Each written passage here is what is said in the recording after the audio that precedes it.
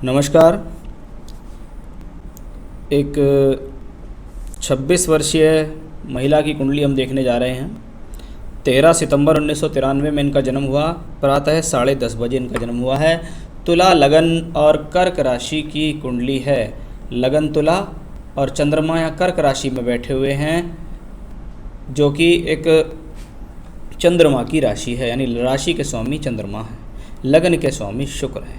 और बहुत सुंदर तालमेल शुक्र और चंद्रमा का कुंडली के दशम भाव में बना हुआ है।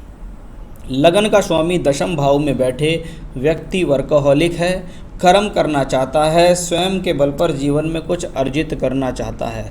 ऐसा वो अपने जीवन में चाहता है कि मैं कुछ अच्छा करूं। साथ में चंद्रमा भी वहाँ है जो दशम का मालिक है। दशमेश दशम में हो, कर्म होगा, अच्छा कर्म होगा, सत्कर्म होगा, सात्विक कर्म होगा, कोई गलत कर्म नहीं होगा, किसी गलत कार्य में लिप्त नहीं रहेगा ये बच्चा।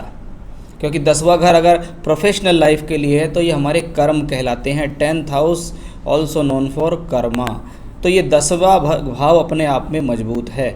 शुक्र और चंद्रमा का प्रभाव 10वें घर में हो तो व्यक्ति कलात्मक रवैये वाला भी होता है, यानी पढ़ाई लिखाई के अलावा कलात्मक चीज़ें, पेंटिंग, डांस, सिंगिंग, आर्ट वगैरह, ये सब चीज़ें जो होती हैं, जो क्रिएटिविटी चीज़ होती हैं, घर के काम जो होते हैं, उनमें व्यक्ति दक्ष होता है। ऐसे लोगों को इस प्रकार की चीज़ों को समझाना बहुत आसान होता है। उनकी पकड़ इन मामले में बहुत मजबूत होती है।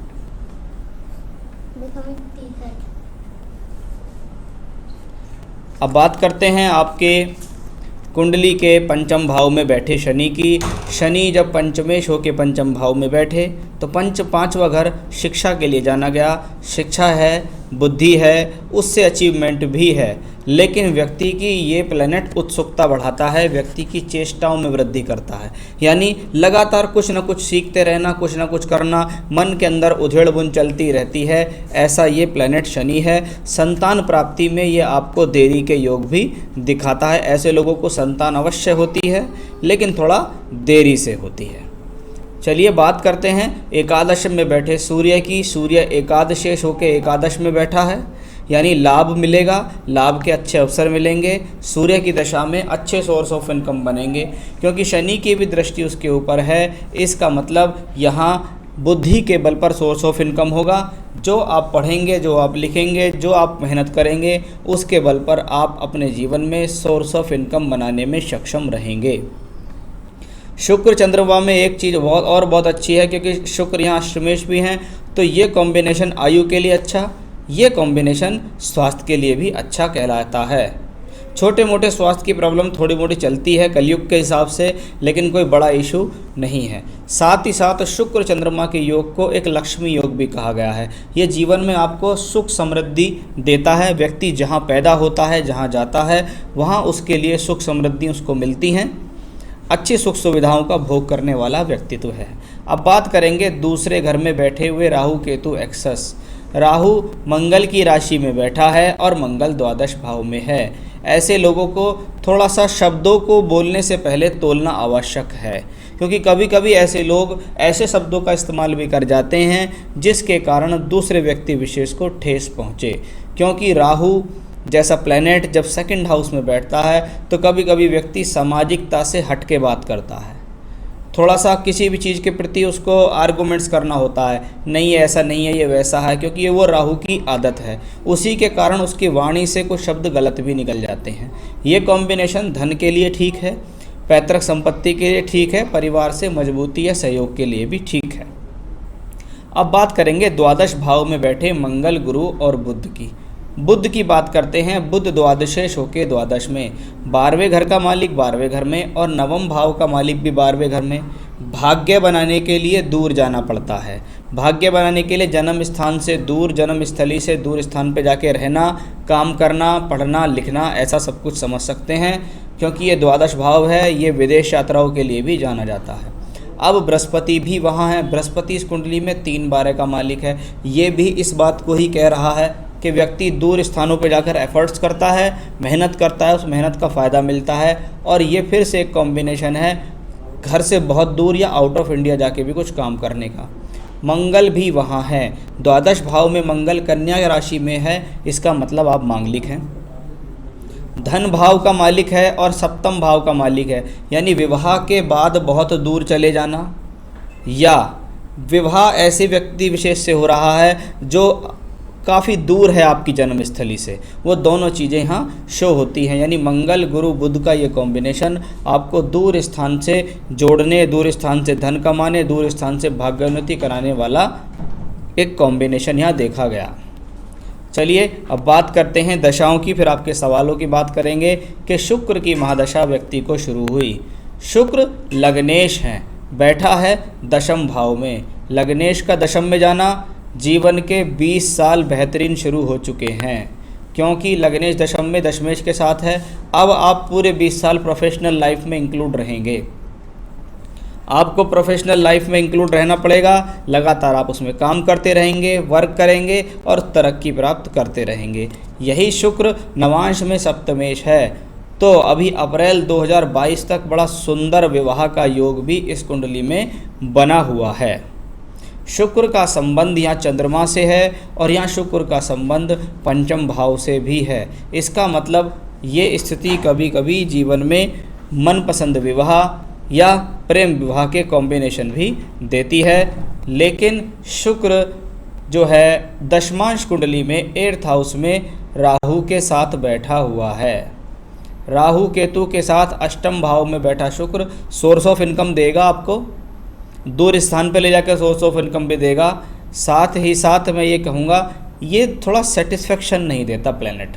जब ये ग्रह अष्टम में इस प्रकार से बैठे तो आपको जॉब सेटिस्फेक्शन नहीं मिलता। आप कहीं भी जाएंगे, कहीं माहौल पसंद नहीं आता, कहीं नौकरी पसंद नहीं आती, ऐसे लोगों के साथ देखा जाता है। पहला सवाल, शादी कब होगी और हस्बैंड कैसा होगा, उनका नेचर, जॉब या बिजनेस, फाइनेंशियल स्टेटस। देखिए साफ तौर पे पता लगता है फाइनेंशियल स्टेटस ठीक है, घर से दूर वाला होगा या शादी के बाद बहुत दूर जाएंगे, और बहुत हद तक दिखाई देता है कि जो हस्बैंड होगा वो एक नौकरी वाला होगा। बाकी नेचर कुंडली से पता नहीं लगता। शादी कब होगी, अभी अप्रैल 2022 तक बहुत अच्छे योग हैं, आराम से लड़के देखिए, कुंडली मिलान करके विवाह कीजिए। मैरिड लाइफ कैसी रहेगी, ससुराल वालों को मुझे सपोर्ट रहेगा नहीं। देखिए यहाँ ससुराल पक्ष से रिलेटेड कोई बड़ी इशू नहीं दिखाई दिया। इसका मतलब आपके हस्बैंड भी आपको सपोर्ट करेंगे और आपकी जो ससुराल है वो भी आपको सपोर्ट करेगी। नौकरी कब लगेगी, गवर्नमेंट या प्राइवेट, गवर्नमेंट जॉब इंजीनियरिंग से रिलेटेड ट्राई करूँ या नॉन टेक्निकल जैसे बैंक वगैरह। चलिए बताता हूँ, इस कुंडली के अंदर बहुत अच्छा एक कॉम्बिनेशन है। वो कॉम्बिनेशन है बृहस्पति और बुध का द्वादश भाव में होना। मैंने बहुत लोगों को देखा है, अगर ऐसे लोग बैंकिंग सेक्टर में अच्छे तरीके से तैयारी करते हैं तो बहुत अच्छा फ़ायदा उनको मिलता है, क्योंकि इस कुंडली में बहुत अच्छे योग बने हुए हैं सरकारी नौकरी के। अभी 2023 तक भरसक मेहनत कीजिए, आपको निश्चित सरकारी नौकरी मिल जाएगी, और बैंकिंग सेक्टर में करेंगे तो ज़्यादा बेहतर आपके लिए रहेगा। मेरी फाइनेंशियल कंडीशन कैसी रहेगी, मनी सेविंग करेंगे। देखिए मैंने आपको शुरू में बताया कि 20 साल की दशा शुरू हो गई, वर्क करेंगे तो पैसा आएगा तो सेविंग होगा, क्योंकि पैसे के पॉइंट ऑफ व्यू से मैं इस कुंडली को कोई कमज़ोर नहीं मानता। आप जीवन में स्वयं के बल पर अच्छा खासा सुख सुविधाएं अर्जित करेंगी, अपने बल पर आप प्रॉपर्टी वाहन ले सकते हैं और अपने बल पर आप जीवन में पैसे भी सेव करेंगे। पेरेंट्स का कितना सपोर्ट कर पाऊँगी उनका, और मेरे हस्बैंड के रिलेशन कैसे रहेंगे। वो हस्बैंड वाला तो मैंने आपको बता ही दिया, और आपके घर वालों से भी आपके पति के संबंध ठीक रहेंगे, कोई ख़राब संबंध यहाँ नहीं है। बाकी ये जो बातें होती हैं वो कहीं ना कहीं पति की कुंडली से भी देखी जाती हैं। पेरेंट्स का तो आपको सपोर्ट अच्छा खासा है ही, वो मैंने आपको शुरू में ही बताया कि पैतृक रूप से सहयोग है। फ़ॉरेन में सेटल होने के योग या हायर स्टडीज़ के लिए फ़ॉरेन जा सकती हूँ। देखिए हायर स्टडीज़ का अभी कोई कॉम्बिनेशन नहीं बनता। आप यहाँ करें चाहे बाहर करें, मुझे नहीं लगता, मुझे अब ऐसे ही लगता है कि अब आपको अपनी तैयारी करनी चाहिए अच्छी तरीके से। आप 2023 तक लग जाओ बिना भटकाव के कि मैं यहाँ जाऊँ, मैं वहाँ जाऊँ, मैं ये पढ़ूँ, मैं कुछ नहीं। आप अपना एक टारगेट बना लो कि मुझे तो सरकारी नौकरी लेनी है। आप 3 साल लग के तैयारी कर जाओ, आपको सरकारी नौकरी मिल जाएगी। फ़ॉरेन में सेटलमेंट होने के योग इतने प्रबल नहीं हैं, हाँ, लेकिन फ़ॉरेन में जाके काम करने के योग आपके पास उपलब्ध हैं। तो ऐसा भी यहाँ दिखाई देता है। बस हो सकता है थोड़े समय के लिए जाएंगे और वापस आ जाएंगे, क्योंकि सेटलमेंट तो नहीं दिखता।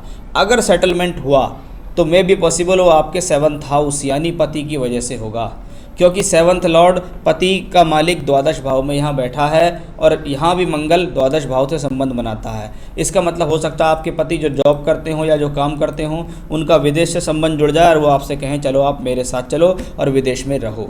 बस यही एक कारण हो सकता है, अदरवाइज़ कोई कारण नहीं हो सकता। ओवरऑल चार्ट बहुत अच्छा, दशाएं ईश्वर कृपा से आपको आगे अच्छी मिली हैं। आप स्टेप बाय स्टेप जीवन में तरक्की अवश्य करेंगे। कुछ चीज़ें हैं जिनको आपको ध्यान से देखना है। देखो, एक तो आप कुंडली मिलान करके विवाह करें, यानी गुण मिलान के आधार पर विवाह ना करके कुंडली मिलान के आधार पर विवाह करें तो ज़्यादा बेहतर रहेगा। साथ ही साथ मैं आपको एक डबल फायर ऑस्ट्रेलियन ओपल पहनने की सलाह दूंगा कि आप एक अच्छा सा डबल फायर ऑस्ट्रेलियन ओपल धारण कीजिए, सीधे हाथ की अनामिका उंगली में धारण कीजिए जब तक शादी ना हो, और शादी के बाद उसे उतार के आप इंडेक्स फिंगर में पहन लीजिए। आप चाहें तो इसे मुझसे भी प्राप्त कर सकते हैं, मैं आपको रिंग बना कर दे दूंगा। दूसरा, आप भगवान शिव का स्तोत्र पाठ रुद्राष्टकम और माता रानी का देवी कवच, ये दोनों आप रोज़ाना पाठ कीजिएगा। इतना ही आपके लिए बहुत रहेगा। ये दोनों उपाय मैं आपको लिंक के तौर पर शेयर कर दूंगा, आप उन्हें सुन सकते हैं, उनके साथ साथ पढ़ भी सकते हैं। नमस्कार।